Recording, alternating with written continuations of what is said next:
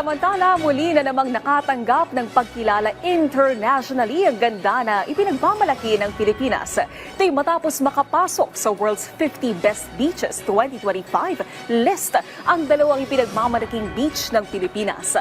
Batay sa naturang listahan, pumangalawa ang ganda ng Entalulag Beach ng El Nido, Palawan na sikat din dahil sa limestone cliffs at clear waters nito. Nasa pang 38 pwesto naman ang Bonbon Beach ng Romblon na mas nakilala sa iconic sandbar nito. Sa nakamit na pagkilalang ito ng Pilipinas, tiniyak ng pamahalaan na patuloy na isinusulong ang turismo ng bansa at hindi magtataguyod din ng pag-unlad ng mga komunidad.